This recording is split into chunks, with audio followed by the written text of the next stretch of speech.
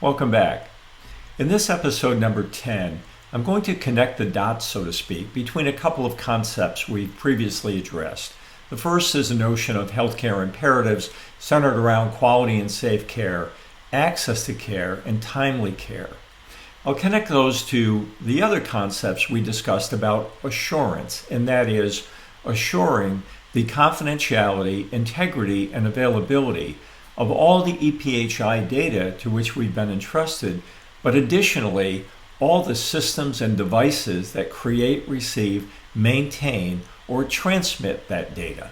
As a quick reminder of where we are in our journey, please reference a slide that I'm showing presently.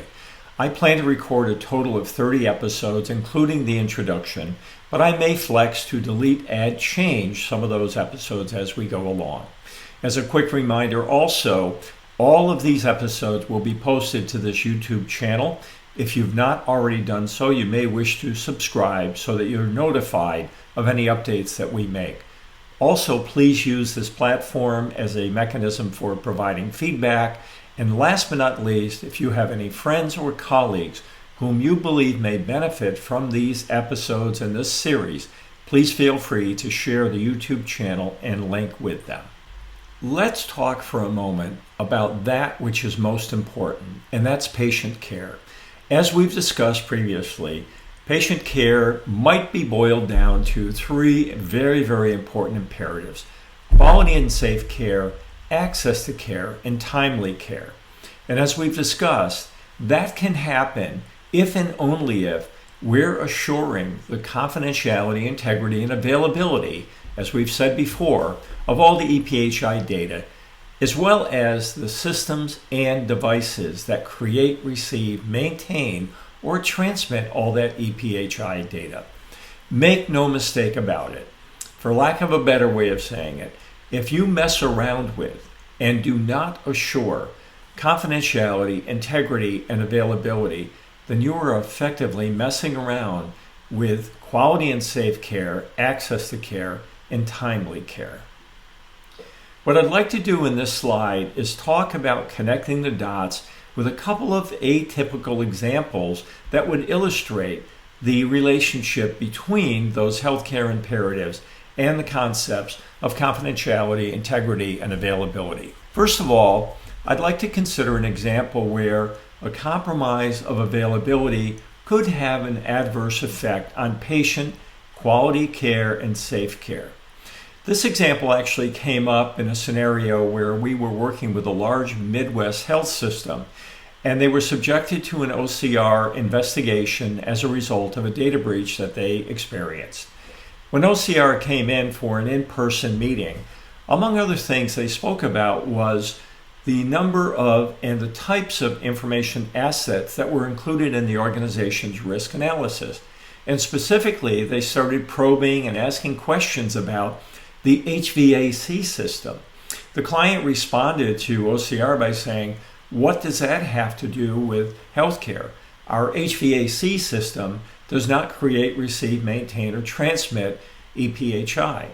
The counterpoint that was made by the OCR investigators was that even though that specific system did not have a direct frontline bearing on patient safety and patient care, on the other hand, were it to have experienced downtime or an outage or have been taken offline, that in turn could have resulted in the data center either having to shut down in an emergency manner or have various servers and devices crash. The point is that the compromise of the HVAC system could result in the compromise and the availability of the electronic health records and other systems, which in turn would have an effect on patient quality and safe care. The second example that I'd like to talk about is a compromise of integrity that could have an adverse effect on access to care. If we think for a moment about a blood refrigeration unit in a hospital being attacked, think then that the attacker modifies the temperature at which blood is being stored to one that's way beyond the upper limit, typically 2 to 6 degrees Celsius.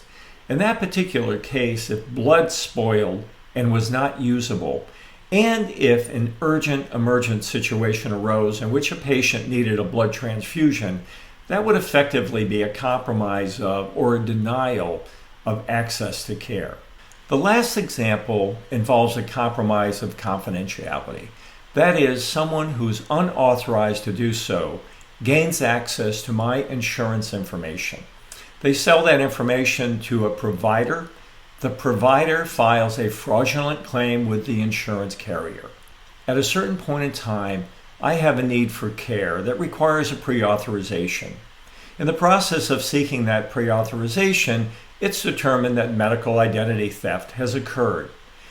I'm now in a scenario where my access to timely care may be compromised as a result of that compromise of confidentiality of my sensitive information, in this case, my insurance ID number. So let me repeat, and make no mistake about it, our ability to deliver on the 3 healthcare imperatives that we've discussed is a function of our ability to assure the confidentiality, the integrity, and the availability of the data, as well as the devices and systems that create, receive, maintain, and transmit it. So in summary, what we covered in this particular episode was connecting the dots between the healthcare imperatives and the assurances that we need to provide around confidentiality, integrity, and availability. As always, I am ending the session with suggested actions as well as some references and resources. I encourage you, while the material is still fresh in your mind, to consider undertaking some of the actions that I've suggested, as well as reviewing some of the references and resources that are provided. In the next episode, I'll discuss the concept that assurance depends on our ability to implement reasonable and appropriate safeguards. And in particular, we'll be talking about 3 categories of safeguards that are required in general for good enterprise cyber risk management, but specifically called out in the HIPAA security rule as well. And those are administrative safeguards, physical safeguards, and technical safeguards. Until then, subscribe to the YouTube channel if you've not already done so. Be well, be secure, and I'll see you in the next episode. Thank you.